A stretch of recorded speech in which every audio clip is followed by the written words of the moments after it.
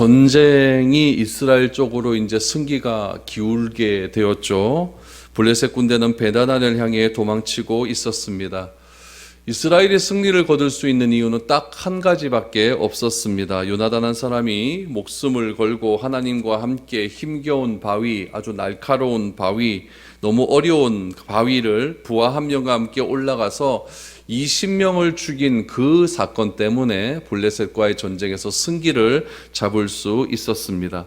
여러분, 너무나 작은 일 같지 않습니까? 그 큰 전쟁에서 20명 사람 죽인 것, 그거 뭐 그렇게 대단한 일이겠습니까? 그러나 어떤 상황과 어떤 사태의 흐름을 반전시키는 경우가 큰 일에 있는 것이 아니라 아주 작은 것에 있다는 것을 우리는 오늘 알게 됩니다.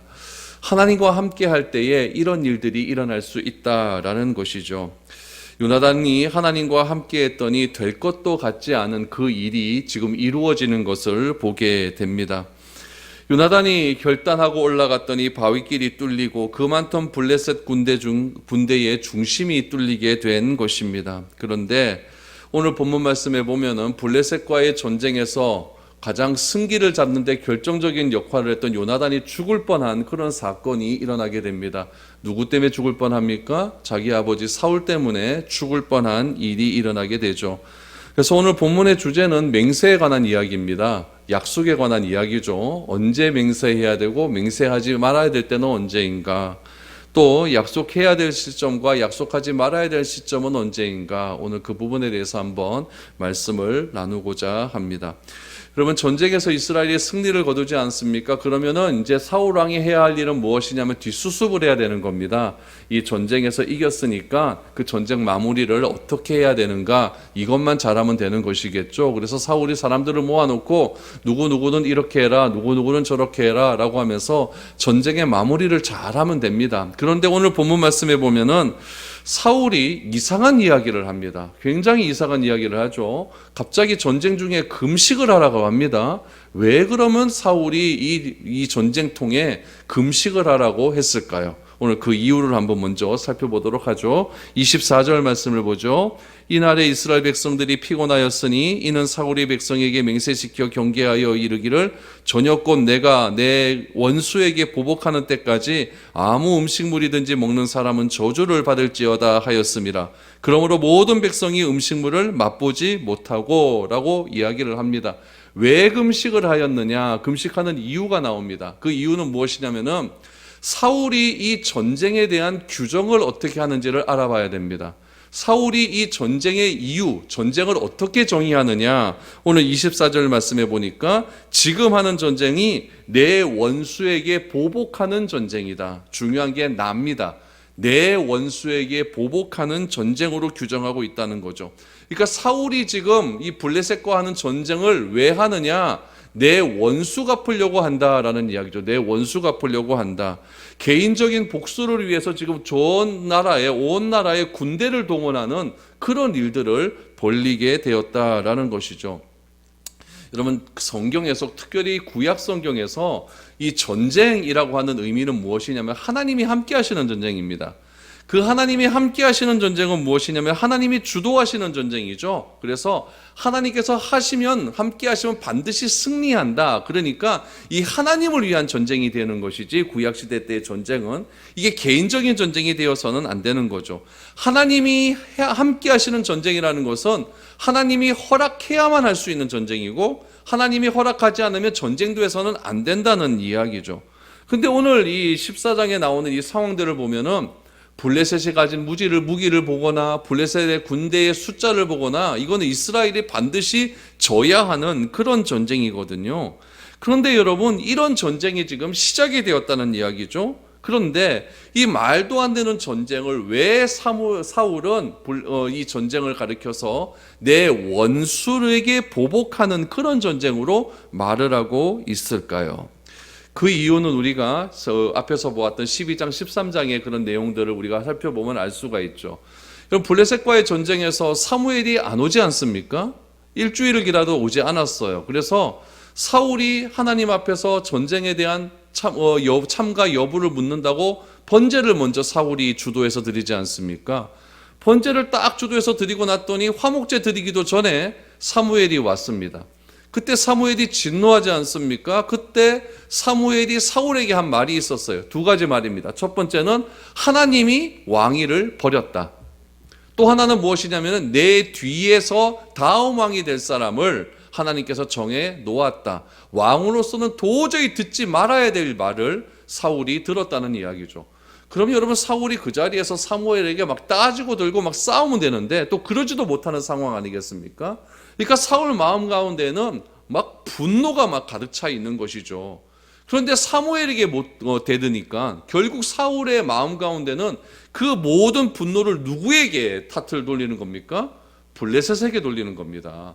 블레셋이 쳐들어오지 않았다면 내가 이런 일을 당하지 않았을 것이다 라는 것이죠. 그러니까 내 왕위를 빼앗긴 것도 누구 때문? 블레셋 때문.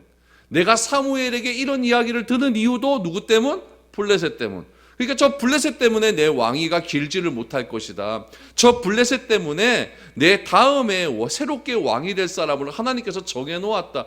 이 말이 사울 왕에게 있어서 너무나 이거는 한이 되는 말이겠죠. 그러니까 사울이 이 블레셋과의 전쟁을 어떻게 규정합니까? 내 원수에게 보복하는 전쟁이다. 내 왕위를 빼앗긴 이유가 블레셋에게 있다. 이런 전쟁으로 규정을 해버렸다는 이야기죠. 그러니까 사울이 이 자신의 분노, 자신의 원수를 갚는데 온 나라의 그 군대를 동원하게 되었다라는 것이죠. 여러분, 권력을 가진 사람은 돈 버는 일도 또 나라를 다스리는 일도 이건 다 공적인 일 아니겠습니까? 개인적인 일이 아니죠. 사울이 하는 이 말 한마디 한마디는 너무나 중요한 이야기예요. 그 말 한마디에 의해서 백성들이 죽고 사는 문제가 결정이 될 수가 있는 것이거든요.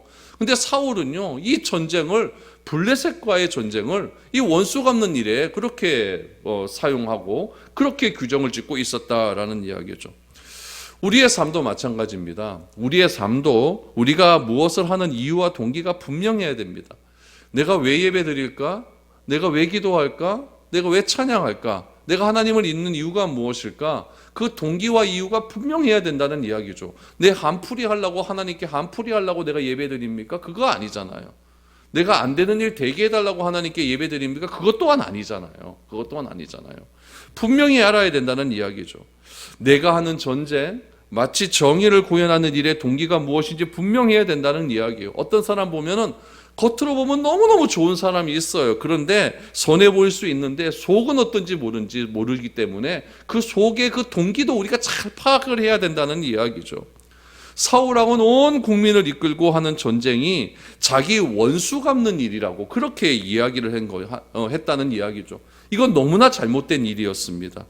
또 전쟁에 동원된 군인들에게 자기 원수를 갚는 일에 동원을 시켜놓고 지금 하는 말이 무엇이냐면은 금식을 명령을 합니다. 금식을 명령해요.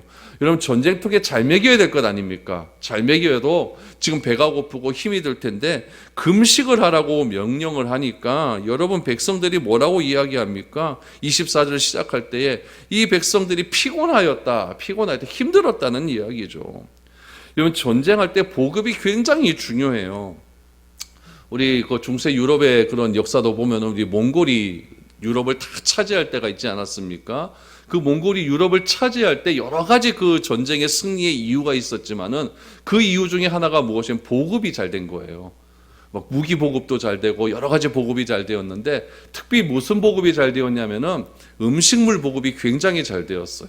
몽골이라고 한 나라는 말이 많지 않습니까? 그래서 말을 잡아갖고 그 말의 그 고기를 말려갖고 육포를 만들었다는 기록이 있어요. 그래서 그 육포를 전쟁터의 전쟁 군사들에게 막 배급을 한 거죠. 그러니까 그 육포를 먹고 그 전쟁의 군사들이 에너지가 떨어지지 않게 그렇게 열심히 싸웠다라고 하는 기록이 있어요.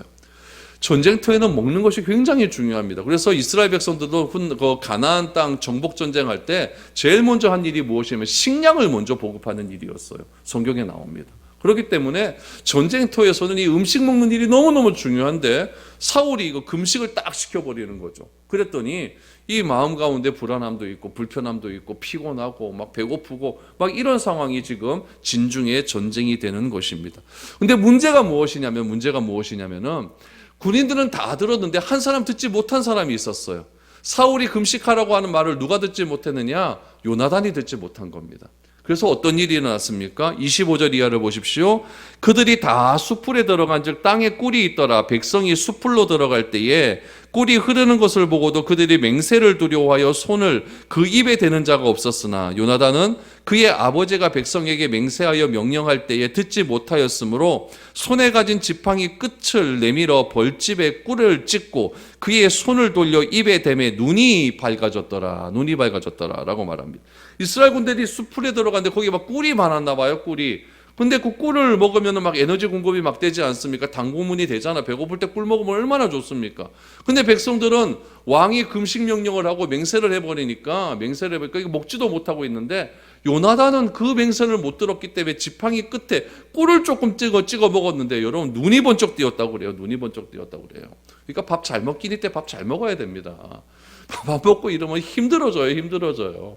밥을 먹어야 여러분 일을 할 것 아닙니까?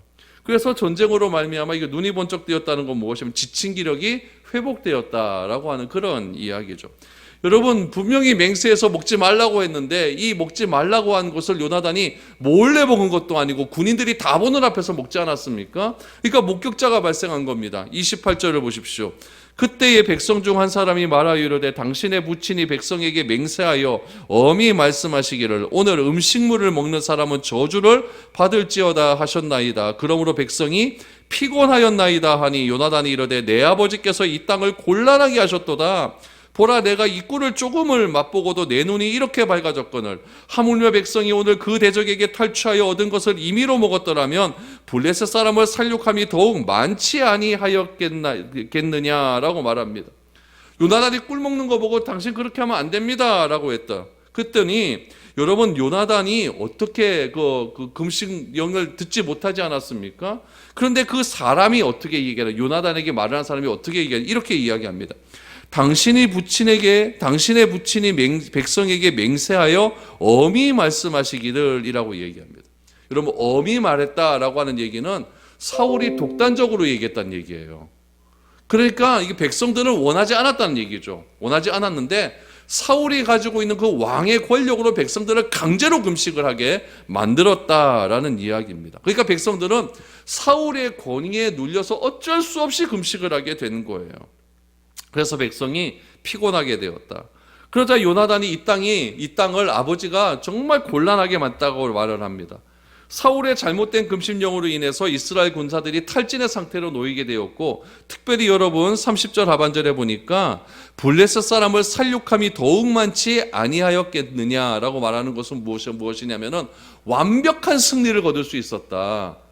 그러니까 블레셋으로부터 탈취물이 많이 있었을 것 아닙니까? 그 탈취물을 좀 먹고 쫓아갔었으면은 완벽한 승리를 거둘 수 있었을 것인데 블레셋 많은 사람들이 상당수가 지금 본국으로 다 도망을 가고 완벽한 승리를 거두지 못했다라는 것을 요나단이 말을 하고 있는 것입니다. 철저하게 추격을 하지 못하게 되었다는 이야기죠.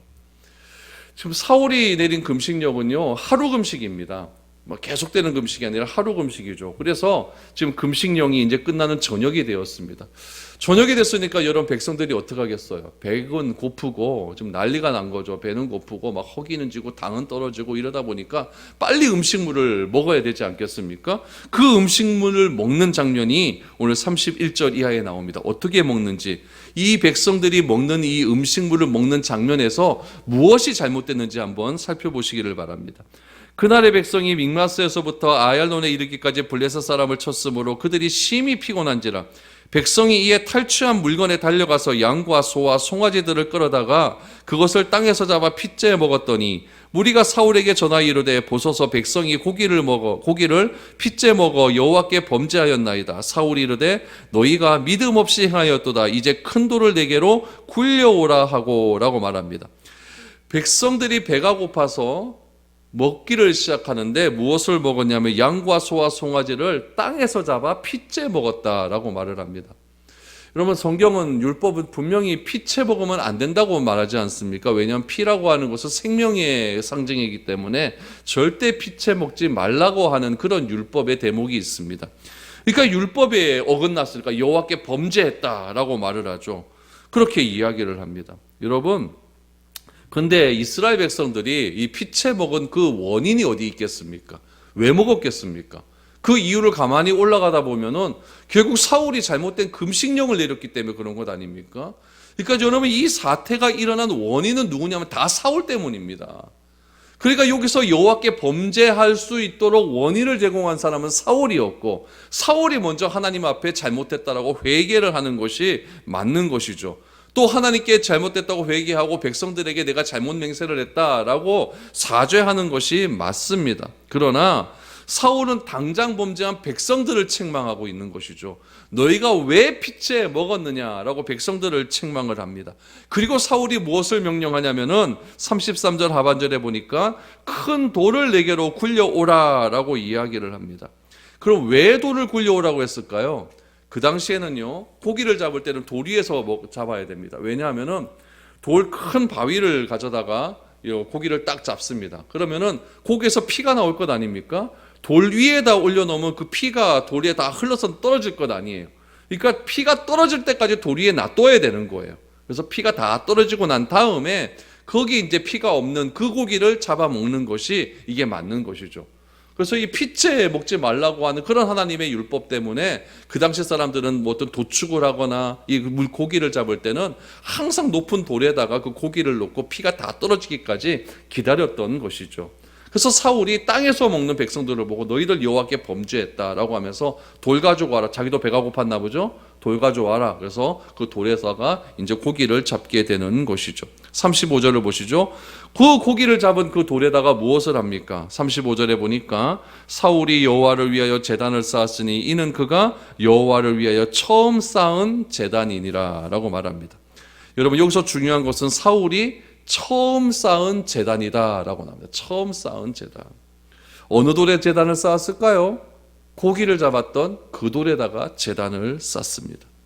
그리고 이 제단이 여호와를 위해 쌓은 처음 제단이었다라고 성경은 기록하고 있습니다. 여러분, 병사들이 고기를 피째 먹는 것을 보고 고기를 올바로 잡는 것을 보여주겠다고 하면서 돌을 가져오게 하고 그 위에 제단을 쌓습니다. 이런 제단을 하나님께서 과연 기뻐하실까요?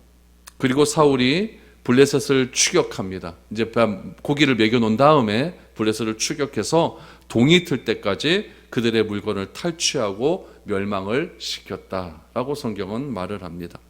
그리고는 사울이 37절 말씀에 보면은 하나님께 묻습니다. 사울이 하나님께 묻자오되 내가 블레셋 사람들을 추격하리이까 주께서 그들을 이스라엘 손에 넘기시겠나이까 하되 그날에 대답하지 아니하시는지라. 사울이 제단을 쌓지 않습니까? 그리고 이제 하나님께 묻는 거죠. 그런데 하나님의 응답이 있습니까? 없습니까? 없습니다. 저는 뭐 사회생활은 잘 안 해보고 저는 교회에서 생활을 해봤습니다. 교회에서 생활을 할 때 이 목사님들 유형을 제가 여러 분 만나봤는데 다 목사님들마다 이게 일하는 스타일이 달라요. 어떤 분은 어떤 스타일이 있냐면 하나부터 열까지 다 보고 해야 돼요. 뭐 몇 시에 출근하라고 몇 시에 퇴근을 하고 뭐 어떻게 했다 뭐 하루 일과를 다 보고 해야 직성이 풀리는 그런 분이 있습니다. 여러분, 이런 분과 함께 일을 하면은 그런 성향이 아닌 사람은 굉장히 힘이 듭니다. 또 어떤 분은 중요한 부분만 보고 하라 그럽니다. 그 나머지는 알아서 하라라고 이렇게 이야기를 하시는 그런 분들도 있어요. 어떤 분은 일을 이렇게 맡겨놓으면은 100% 다 위임하시는 분이 있습니다. 뭐 보고 안 해도 된다, 다 위임하시는 그런 분이 있어요. 중요한 것은 무엇이겠습니까? 그것은 그 위에 사람이 원하는 방식을 내가 빨리 알아야 된다는 이야기 아니겠습니까? 여러분, 하나님과 우리의 관계도 똑같다는 이야기예요. 하나님이 무엇을 원하는지 알아야 돼요. 그래서 교회를 다니면서 하나님을 어떤 분이신지 모르고 하나님에 자꾸 우리가 맞춰야 되는데 자꾸 하나님을 나에게 맞추려고 하는 사람이 있어요. 내가 하나님께 맞춰야 될까요? 하나님께서 나에게 맞춰야 될까요? 우리가 하나님께 맞추는 게 맞는 것 아니겠습니까? 그러니까 오늘 사울의 경우를 보십시오. 전쟁이 시작이 되었어요. 그럼 이 사울이 이 37절에서 하는 말, 하나님께 묻자오되 내가 블레셋 사람을 추격하리이까 주께서 그들을 이스라엘 손에 넘기시겠나이까. 이건 언제 해야 될까요? 저 앞에 해야 됩니다. 앞에 하는 말이 맞아요. 그런데 전쟁은 지금 다 마무리되는 상황이에요. 마무리되는 상황에 지금 이제 뭐 세이브해야 되는데 마무리 투수가 나와야 되는데 그때 와서 지금 사울이 이런 얘기를 해버리니까 하나님이 할 말이 없는 거죠. 그러니까 하나님의 대표를 보십시오. 그날에 대답하지 아니하시는지라. 이렇게 다 응답을 하지 않는 경우를 보게 됩니다. 그래서 사울이 무엇인가 이상한 낌새를 채는 거죠. 무엇인가 예배를 드리면 하나님께서 딱 답을 하셨는데 왜 이번에는 답을 안 하실까? 그러니까 사울이 드는 생각이 무엇입니까? 아, 내가 뭐 잘못한 게 있나 보다. 우리 이스라엘 군대가 이 전쟁을 하는 중에 무엇인가 잘못한 게 있는가 보다라고 하면서 백성들을 다 모아놓고 그 죄를 찾겠다고 이야기를 합니다. 근데 죄를 어떻게 찾는가? 38절 이하를 보십시오. 어떻게 찾습니까? 사울이 이르되 너희 군대의 지휘관들아 다 이리로 오라. 오늘 이 죄가 누구에게 있나 알아보자. 이스라엘을 구원하신 여호와께서 살아계심을 두고 맹세하노니 내 아들 요나단에게 있다 할지라도 반드시 죽으리라 하되 모든 백성 중 한 사람도 대답하지 아니하매 이에 그가 온 이스라엘에게 이르되 너희는 저쪽에 있으라 나와 내 아들 요나단은 이쪽에 있으리라. 백성이 사울에게 말하되 왕의 생각에 좋은 대로 하소서 하니라. 사울이 하는 말은 이겁니다. 사울이 지금 오늘 본문을 시작하면서 여호와 앞에 맹세하지 않았습니까? 뭘 맹세했죠? 금식해라라고 맹세를 한 거예요. 근데 사울이 제단을 쌓아놓고 하나님께 물었더니 답이 없어요. 그러니까 사울의 생각에는 이 맹세함을 어긴 사람이 있다라는 것을 직감한 겁니다. 그래서 오늘 본문 38절 말씀에 보니까 이 죄가 누구에게 있나 보자라고 이야기합니다. 그리고는 39절에 보니까 또 맹세를 합니다. 하나님께 맹세하되 만약 그 죄가 내 아들 요나단에게 있다 할지라도 나는 요나단을 죽일 것이다 라고 이야기를 합니다. 그리고는 어떻게 합니까? 이스라엘 백성들에게 한쪽은 이스라엘 백성들 다 모아놓고 또 다른 한쪽은 사울과 요나단을 딱 구분해 놓습니다. 구분해 놓고 사울이 하는 일은 무엇이냐? 제비를 뽑자는 거죠.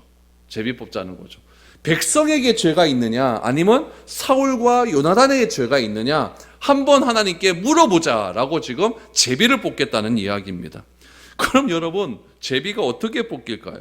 41절 42절을 보십시오. 이에 사울이 이스라엘의 하나님 여호와께 아뢰되 원하건대 실상을 보이소서 하였더니 요나단과 사울이 뽑히고 백성은 면한지라. 첫 번째 투표에서 누가 뽑힙니까? 사울과 요나단이 뽑혔어요. 그럼 둘 중에 하나 아닙니까? 두 번째 투표 42절 사울이 이르되 나와 내 아들 요나단 사이에 뽑으라 하였더니 누가 뽑힙니까? 요나단이 뽑히니라. 이렇게 된 거예요. 둘 중에 뽑히니까 요나단이 뽑혀버렸어요. 그러자 사울의 행동을 한번 보십시오. 44절입니다. 사울이 이르되 요나단아 내가 반드시 죽으리라. 그렇지 않으면 하나님이 내게 벌을 내리시고 또 내리시기를 원하노라 하니 라고 말합니다. 사울은 여기서 자신의 여호와의 사심으로 맹세한 것은 반드시 지켜야 된다라고 생각을 한 것입니다. 그럼 여러분 차라리 이런 맹세 안 했으면 되잖아요. 누가 자기 아들을 걸고 맹세를 합니까? 물론 그때 사울은 자신의 맹세가 경솔한 것이었음을 후회는 좀 했을 것 같아요. 후회 안 했겠습니까? 그런데 여기서 요나단이 금식령 기간 중에 꿀을 먹지 않았습니까? 찍어 먹었어요. 근데 그 이야기를 요나단은 금식력이 떨어졌다는 얘기를 요나단은 들었습니까? 못 들었습니까? 못 들었잖아요. 그럼 율법에 보면 뭐라고 나오냐? 레위기 4장에 보면은 부지 중에 지은 죄에 대한 규례가 나옵니다. 잘못했을 때, 뭐 이런 이야기를 못 듣고 내가 이 죄를 범했을 때 어떻게 해야 되느냐? 여러분 제물 하나 바치고 하나님께 제사 드리면 됩니다. 숫송아지 하나만 바치면 되는 거예요. 그거 하면 다 해결된 문제였는데 전혀 고의성이 없는 죄가 아니었습니까? 배고파서 먹는데 그거 갖고 왜 따지는 거예요? 배고파서 먹는데. 그럼에도 불구하고 사울은 요나단에게 속죄할 수 있는 기회조차 주지 않습니다. 그리고 자신의 맹세에 따라 요나단을 죽이려 합니다. 여러분 이것이 사울이 자신의 권위에 스스로 빠져버린 굉장히 어리석은 행동이었습니다. 여러분 오늘 이 본문 말씀을 가만히 보니까 사사기에 나왔던 한 맹세의 사건이 기억나지 않습니까? 사사 입다가 암몬과의 전쟁을 할 때에 하나님께 맹세를 하죠. 내가 하나님 이 암몬과의 전쟁에서 하나님께서 우리에게 승리를 주시면은 내가 집으로 돌아갈 때에 가장 먼저 나를 마중한 사람을 하나님께 번제로 드리겠나이다 했을 때 누가 나옵니까? 자기 딸이 나오잖아요. 그래서 결국은 번제로 드리게 됩니다. 하나님께 서원했다고 하면서 번제물로 드립니다. 온 이스라엘이 나올 동안 애통했다. 이 문제 갖고 애통했다라고 성경은 기록하고 있습니다. 여러분, 섣부른 하나님과의 약속을 혼자 해놓고 그것을 지키겠다고 하는 어리석은 아버지가 여러분 사사기에도 나오고 오늘 본문 사울에도 알게 된다는 이야기죠. 여러분, 이 섣부른 맹세가 얼마나 큰 파장이 오는지 모릅니다. 예수님 살아계셨을 때도 그런 맹세가 있죠. 십자가 다시기 달리기 전날에 예수님께서 산에 올라가서 기도하지 않습니다. 제자들과 같이 기도를 합니다. 그리고는 제자들에게 또 이야기합니다. 내가 이제 좀 있으면 잡힐 것이다. 이렇게 얘기했더니 제자들이 탁 나와서 뭐라고 이야기합니까? 다른 사람은 다 배신할지라도 우리는 절대 배신하지 않습니다. 절대 배신하지 않습니다. 라고 했어요. 여러분, 여기서 우리는 베드로가 이 얘기를 한 줄 아는데 여러분, 이거는 제자들 모두가 한 이야기들입니다. 마태복음에 보면은 제자들 전체가 있다고 나와 있어요. 그러자 예수님께서 뭐라고 말씀하셨냐면은 베드로야, 닭 3번 울기 전에 너는 배신할 거야 라고 말합니다.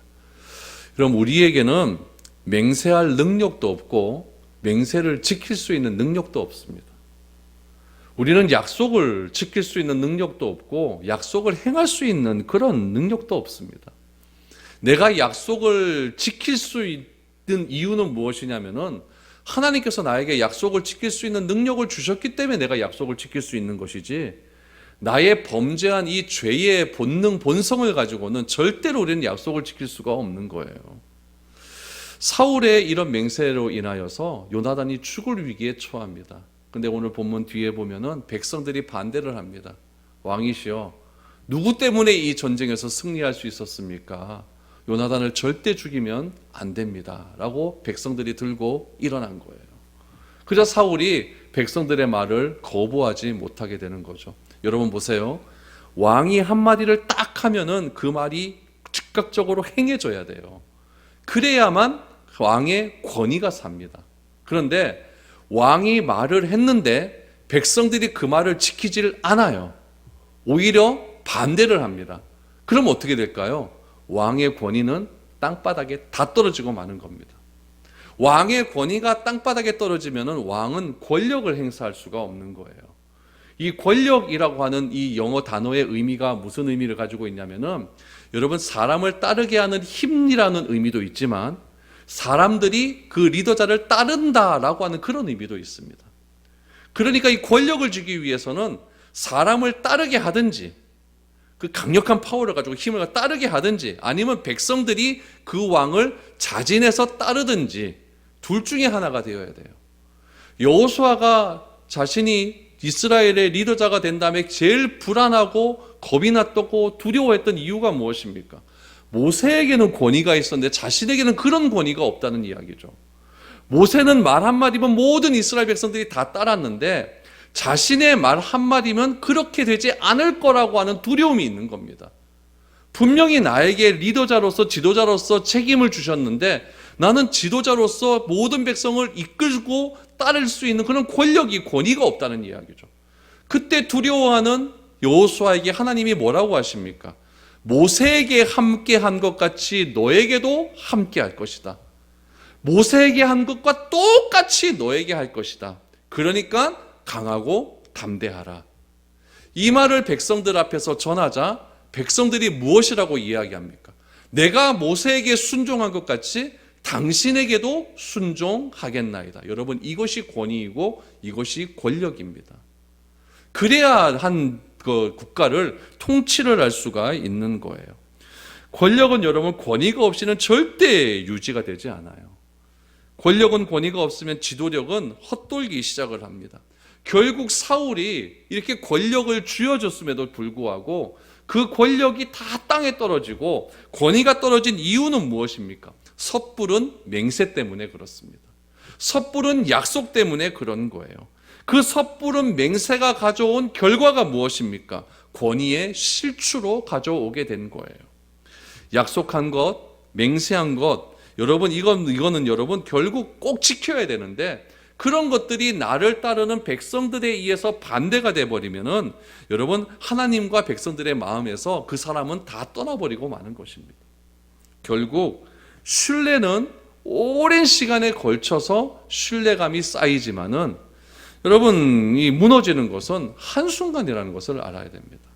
사울이 처음으로 왕이 되고 난 다음에 백성들로부터 신뢰를 받지 못했잖아요. 그렇지만은 블레셋과의 전쟁을 통해서 한번 승리할 수 있었고, 그 승리함을 통해서 저 사람이 진짜 우리에게 주신, 하나님이 주신 왕이구나라고 하는 그 믿음을 갖는데 꽤 오랜 시간이 걸렸습니다. 그런데 오늘 이 본문 말씀에서 14장에서 단 한 번의 이 섣부른 맹세 때문에 하나님이 주시는 왕의 권력은 권위는 다 땅바닥에 떨어지고 말았다는 이야기입니다. 하나님이 우리를 왜 부르셨을까요? 그것은 하나님의 이름을 바르게 드러내기 위해 불렀습니다. 그 부르심에는 하나님이 나를 사랑하시는 철저한 신뢰감이 있습니다. 하나님께서 우리를 사랑하시고 우리를 믿기 때문에 우리에게 사명을 주시고 소명을 주신 것 아니겠습니까? 오랜 시간 동안 쌓아왔던 그 하나님과 나와의 그 신뢰감은요, 굉장히 긴 시간에 걸쳐서 그렇게 이어집니다. 여러분, 예수 믿고 바로 하나님에 대한 믿음이 생기던가요? 그거 아니에요.